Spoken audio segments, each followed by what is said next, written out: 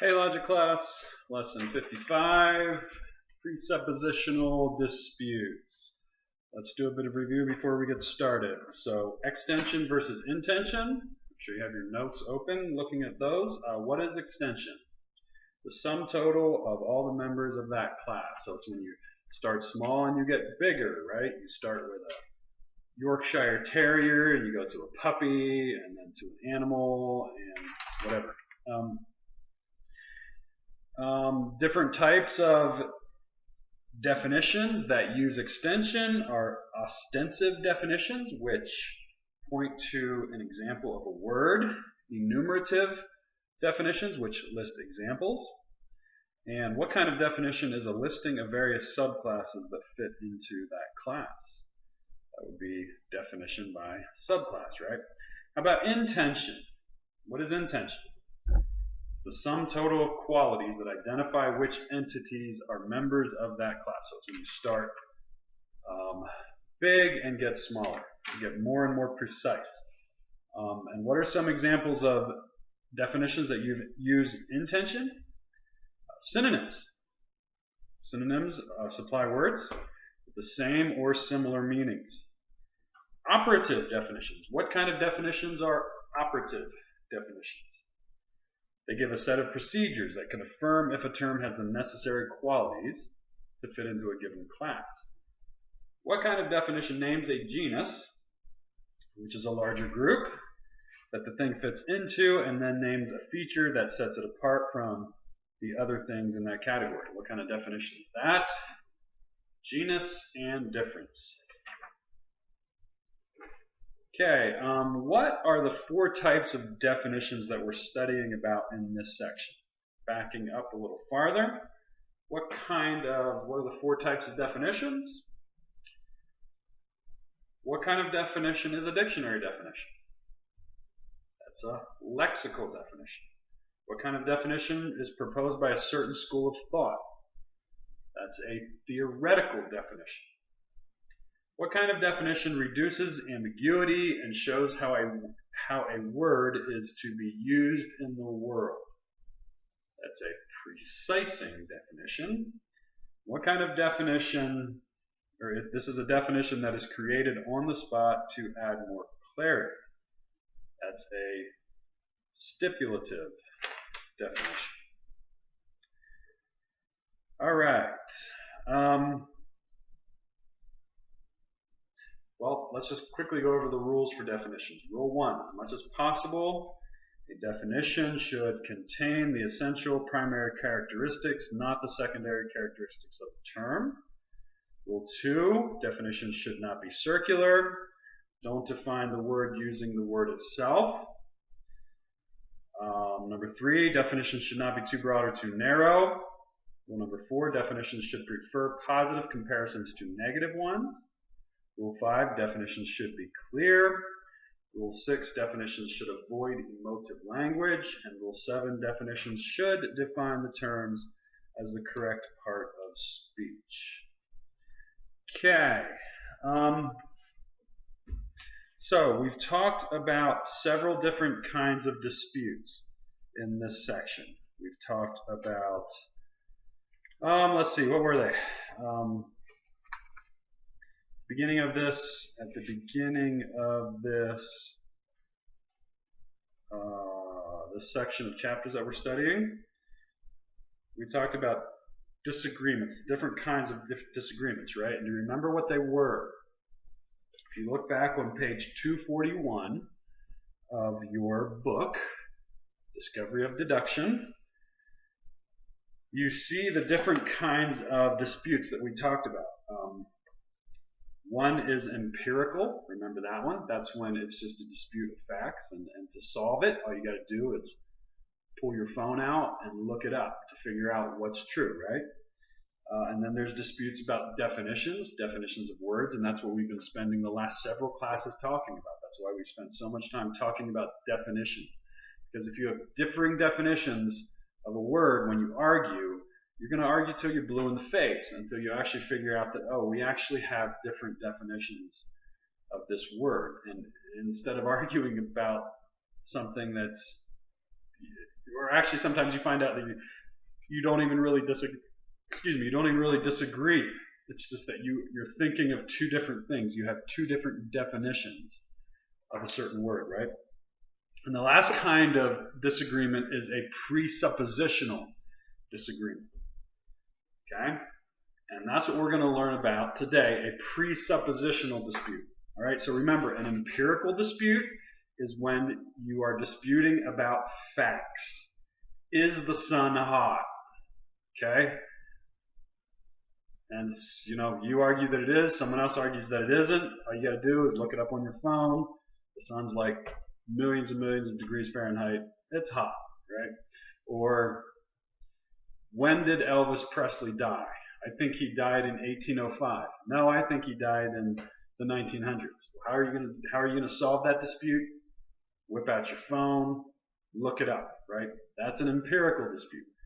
Again, a definitional dispute is when you're fighting about something when you actually have differing definitions of that particular thing or of something that's involved in the argument. And a presuppositional dispute is what we're going to talk about today. Okay? So let's take a look at it. Presuppositional disputes. What are presuppositional disputes? Presuppositional disputes are disputes that center on people's opinions or views of the world. So these are disputes that the reason you're arguing with somebody is because the two of you have two very different belief systems or opinions that are at the heart of what you're arguing about. So you might be arguing about something up here, but actually the fact is the two of you believe two things that are very different down here. But you're not arguing about that, you're arguing about this. That's what often happens. So to help us get to the bottom of the dispute, we have to understand that sometimes we have differing presuppositions, differing beliefs. And when you think you're arguing about something else, you're actually arguing about deeper beliefs. Okay? So just as an example, let's give an example. Let's say you have a friend who decides that she wants to be a boy. Okay? You're talking to her, just having a everyday friendly conversation, and she, out of the blue, says, I'm thinking about changing into a boy. What are you going to say? You might say something like, no, don't do that, right? Don't mutilate your body. You're going to regret it. Or you may, and she responds with something like, no, I won't. It's what I've wanted to do for a long time. And I'm not afraid. I really want to be a boy. And then you say something like, there is no other type of body mutilation that's acceptable. Why would you do this? We don't just go chop people's arms off, right? And she replies something like, well, yes, there is. If someone has cancer, you might amputate their arm or something, take off a certain part of their body to get rid of their cancer. And you say, well, this isn't cancer. There's nothing wrong with you. And she says, yes, there is. My body says I'm a girl, but I actually want to be a boy. You say, why would you ever want to be a boy when God made you a girl?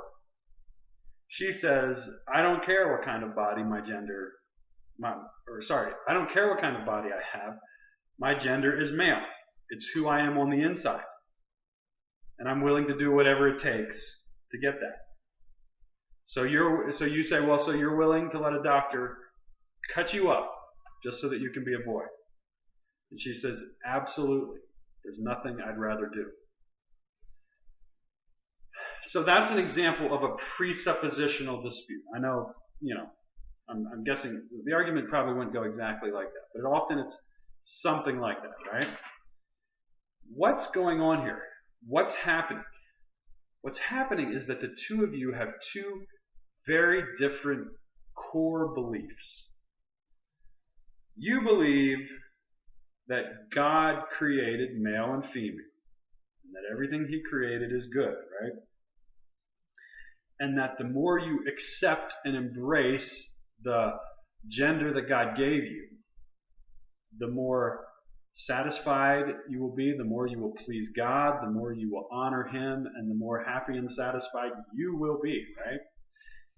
And you probably believe that even about somebody who struggles with their gender. That if they would just go ahead and learn to accept themselves for who they are and embrace it, they're going to be happier. That's your presupposition, right? That girl's presupposition is very different. It's probably something like something to the effect that gender is not determined by our bodies. It's something inside of us that we will never be, and that we will never truly be happy and truly ourselves until we bring our body in alignment with what our inner self is telling us, and no matter what it takes, surgery, mutilation, hormone drugs, it's all worth it if it brings our bodies into alignment with the gender that we think we are on the inside. Okay? So, do you see what's going on? You and her have two very different belief systems at the foundation of who you are. You have two core worldviews, and we talk a lot about worldview in Bible class, right? You have two very different worldviews, and that affects the way you think up here, and that affects what you do, and that affects how you think about people who are willing to have their bodies mutilated to change their gender, right? That girl, again, she has a very different worldview. She doesn't think that mutilating her body is wrong or bad. She doesn't understand the whole thing of God creating us in His image. She doesn't get it, right? She has a different worldview, a worldview that says, I'm not going to be happy until my body aligns with what I want it to be on the inside. And it doesn't matter if it takes surgery. It doesn't matter if it takes hormone drugs and all kinds of painful things that go with that. If I can get it to what I want it to be, then I will achieve happiness and satisfaction. So it's all worth it, right? Again, two very different worldviews at the core of what you believe and who you are. Now you can think of other examples. Maybe abortion, right? People argue about how wrong it is to kill a baby inside the womb, and how selfish it is. And I've done this too, and I'm not saying that those arguments aren't legitimate. They are, okay? And how, but there's all kinds of arguments that are just kind of flying past each other. This is what people do when they don't deal with the presuppositions, when they're arguing from the surface. Their arguments just kind of shoot past each other. Okay, you can argue till you're blue in the face about how selfish it is for a woman to get an abortion. And that woman can argue right back to you about how selfish you are and how hypocritical you are to come tell her that she's selfish when you might be willing to do something else to get what you want or whatever. You know what I mean? So these arguments just shoot right past each other rather than getting to the core of the argument, which is that we as Christians believe that abortion is the taking of a human life created in the image of God. It's murder. That's what we believe. Okay? We believe that life begins at conception. We look in the Psalms and we see how it talks about that. That God created us in the innermost part and all of those things. And so we believe that life is precious from the very, very beginning. That person does not believe that. Okay? They don't know, or they might have some kind of a wishy-washy definition of when life actually begins. And in fact, they might even say life begins at conception, but it's not meaningful life. It's not life that actually does anything for anybody.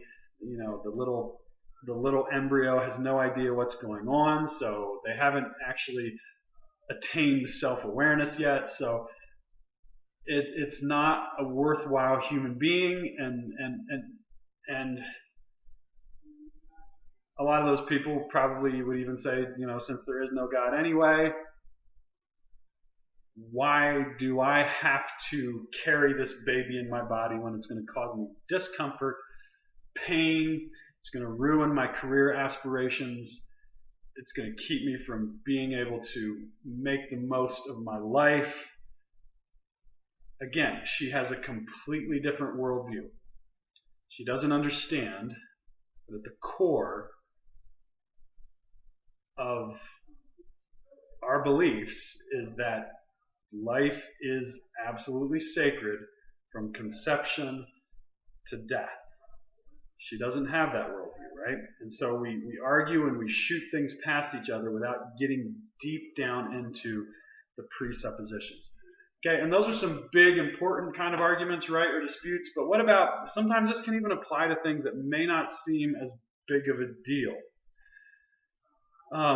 You know, it may be something like you're sharing your room with your sibling, and you feel strongly that you should clean your room up every night. You want to get your room clean every night. And your sibling doesn't. Okay? They could care less. So they just throw their things around everywhere. You're trying to keep it clean, and it just causes a lot of tension, a lot of friction. You're constantly fighting about this, constantly fighting about keeping your room clean. Why are you fighting about that? What is it that is causing you to disagree about keeping your room clean? Probably it's something to the effect that at the core of what you believe is that it's right, it's good, it's responsible, it's moral to keep your room clean. There's a certain sense of fulfillment and purpose and satisfaction you get from keeping a clean room. You see it as the right thing to do. You see sloppiness as a bad thing, as a bad character trait, right? So you have this underlying core belief that sloppiness is wicked, right? It's wrong, okay? And your sibling does not share that core belief. They might have the opposite belief. They might think that people that are so picky and so concerned about keeping everything clean, and when they get mad when it gets messed up, that's wrong, that's immoral. You need to relax and chill. Just live your life and enjoy it. You don't got to stress out over having a perfect room. Okay? So she has the opposite. I'm always saying she. Maybe I should say he, right? He has the opposite belief. He thinks that being sloppy, well, I shouldn't say being sloppy, but he thinks that being unorganized isn't a big deal. In fact, it's better because you can just relax and enjoy your life. You don't have to stress out about cleaning up all the time. And people that stress out about it, they're the ones that are in the wrong. They're too uptight, right? Okay? So you fight about this thing, but underneath it, the two of you have two very different presuppositional beliefs. Okay? One of you thinks it's a good moral thing to keep your room clean. The other one thinks it's actually not a good moral thing to keep your room clean. It's you're being too uptight. Okay. Anyway, so so what often happens, many people waste their time and energy arguing about surface issues rather than addressing the core beliefs at the heart of the argument. So let me read that again. Many people waste their time and energy arguing about surface issues rather than addressing the core beliefs at the heart of the argument. Okay? So how do you resolve presuppositional beliefs? How do you get to the bottom of them? One way to get to the bottom of presuppositional disputes is to use what the book refers to as Socratic discussions. Socratic discussions are when you ask thought-provoking questions. Okay? Start asking questions. Start digging into what that person believes. And don't stop until you get to the bottom of it. You don't have to do it in a rude way or in a mean way. Do it in a kind way, a gentle way, and a caring way. That's the way you want to do it. Because if you do it in a sort of a provocative, angry, and a sarcastic type of a way, you're just going to make them even more angry and more upset, right? But if you do it in a caring way, like you actually want to know, why they think so or feel so strongly about this. Just start asking thought-provoking questions. So in the example of the girl that wants to be a boy, if you just start asking something like, so why do you want to be a boy? Because I think that's deep down inside, that's who I think I am. I think I'm a boy trapped in a girl's body. And then you could ask something like, well, what makes us male or female? What determines that? She's probably going to say something like, well, it's whatever we want to be. And you might ask something like, well, how do you know that that's really going to make you happy? I just think it is. Well, have you ever had a belief before that you thought was going to make you happy and it turned out that it didn't? You thought if you eat a pound of chocolate, it's going to make you happy and feel better, and when you were done, it just made you feel ugh, right? And they might say, well, and again, this is a hypothetical situation. It's probably not going to go exactly like this, but they might say, well, yeah, I've done that. I've had times when I thought something was going to make me happy and it didn't. So is it possible that this might not make you happy either? Changing to a boy might not make you happy. Well, I guess it's possible, but I really think this is really what I want. Maybe you should say something like, what do you think is really going to make you happy? Is it possible that there's something else that you're missing? I don't know. How do I know? Well, is it possible? Yeah, I guess so. And do you see the doors that could open? Do you see how you could get down into what that person believes and eventually maybe even share Christ with that person? That he is actually the one who made you a girl, and that's a good thing. And maybe if you embrace what he wants for you, not just in your gender, but in your whole life, maybe, just maybe, you can find purpose, satisfaction, and joy there instead of going to a doctor and getting all cut up. Right? So questions, asking questions. So again, in the example of the dispute with your sibling, just asking your sibling, why is it so important to you to keep your room clean? Because it looks sloppy. If I don't. But why is it so important? Well, because Mom wants us to keep it clean. Why does Mom want us to keep it? I don't know. But I like it clean. Just keep pressing, right? Just keep pressing. And eventually they're going to say, because it's good, it's responsible, it's the right thing to do. Oh, okay. Now you're starting to understand. They have a deep conviction that keeping the room clean is the right thing to do. And now you're starting to see that, hey, they really care about that. They really genuinely care about keeping the room clean. They're not just actually getting mad at me because I'm sloppy. They care about keeping the room clean. And in their mind, it's a really good thing. Maybe I should help them with that, right? And the other way too could be, the person who likes to keep the room clean you could say to your sibling, so why do you not care about keeping the room clean? Oh, because it just takes too much time. I'd rather do other things. Well, why is it important to you to do something that's responsible? Well, because I think that people get too uptight, and we need to enjoy life more. We need to relax. You need to stop being so uptight and getting mad at me all the time. So you're saying that sometimes we need to relax and enjoy life and not be so uptight about keeping things clean all the time, and maybe we would be happier? Yeah, that's what I think. Okay, well, I'll tell you what.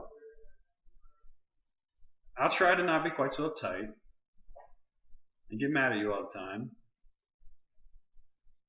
if you try to help me keep the room clean. Okay, something like that, right? Anyway, it helps you when you can really get down and understand people's underlying belief systems, the presuppositions, the worldviews, the convictions that are underneath their arguments. It can help you understand them better. And it can help you come sometimes to meaningful compromises, because sometimes compromises are necessary. So figure out what's underneath the argument. Don't just fight about the surfacey stuff. Get down underneath it. Ask thought-provoking questions. Okay? All right. Well, so homework is your assignment, is to read pages 279 to 284. And then I want you to do the questions on page 284, 285, 286, and 287. I know it sounds like a lot of pages, but it isn't actually that many questions. So page 284, you have some things to explain. It says explain what a presuppositional or attitudinal dispute is. So what we've been talking about. You just need to write that down. Explain why presuppositional disputes can be hard to resolve. Number 2, explain why presuppositional disputes can be hard to resolve. So write down why you think they can be so hard to resolve. Okay? Number 3, explain how people should handle an argument that is a combination of all 3 types of arguments: empirical, definitional, presupposition.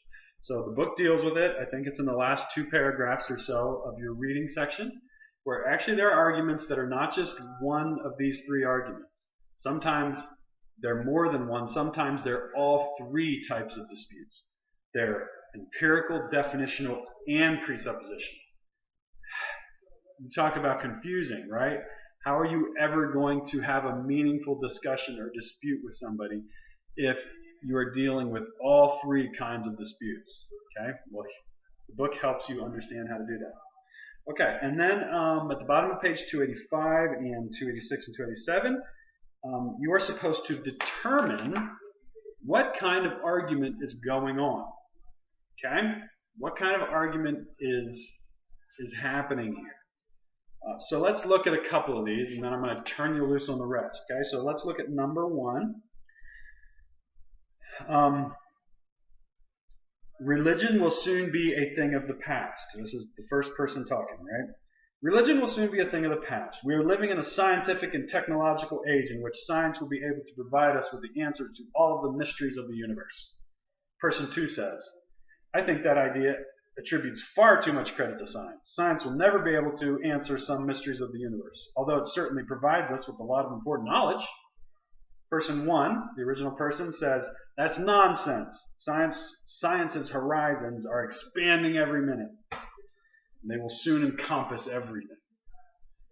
What kind of argument is that? What kind of argument? That's all you need to do is say what kind of argument it is, and then kind of explain why you think it's that kind of argument. Is it an empirical argument? Okay, so the one person thinks that science is going to, or that science tells us everything. It's the be-all, end-all, and that it is making religion irrelevant. That's one person's argument. The other person says, no, science doesn't have the answers to everything. Okay, is that an empirical argument? Can you look that up in a dictionary, an encyclopedia, or on your phone and find a quick, hard, and fast answer to that? No, it's not an empirical argument. Okay, it's not an easy, quick, fact-checking type of argument, right? Is it a definitional argument? Are they arguing about the definition of a word? Do they have two different definitions of the same word? No, I don't think so. Okay? They both understand what science is, and they both understand what religion is, and they both have the same definitions for science and religion. So what kind of argument is it? The one we've been talking about. It's a presuppositional argument. They have fundamental, foundational beliefs that are different from each other. Okay? So it's not a factual dispute. It's not a definitional dispute. It's a presuppositional dispute because they have, two very different beliefs about things, right? Okay, so I want you to go ahead and pause the video and do number 2 and 3, and then we are going to do number 4. Okay, so pause the video in 1, 2, 3. Pause. All right, back on. How you doing? Hope you got number 2 and 3 right. Let's go to number 4. All right. Argument number 4. Person 1 says, I just listened to Bob Dylan's new CD. It's great. Person 2. Dude, Bob Dylan's dead. Person 1. I'm pretty sure he's not. What kind of argument? It's pretty easy, right? Are they arguing about deep fundamental beliefs here? No. Are they arguing about the definition of who Bob Dylan is? One guy thinks he's Elvis Presley, the other guy thinks he's someone else. No, they both understand who Bob Dylan is. So it's not a definitional dispute. What kind of dispute is it? It's an empirical dispute. All they got to do is whip out their phones, have one, go to a computer, type it in. Bob Dylan, is he dead? Nope, he's still alive. I'm not sure. I think he is. Anyway, that's an empirical dispute, right? So anyway, do the rest. And again, there's 3 options. Okay, empirical, definitional, or presuppositional. So figure out what they are. Once you're done, tear the page out of your notebook, slide it into your folder, send it to school so you don't get a 0. Okay, got it? All right, guys, we're winding down. Test probably the last week of school. I'm thinking around Tuesday, Monday or Tuesday. Okay, sounds good. That's all I got.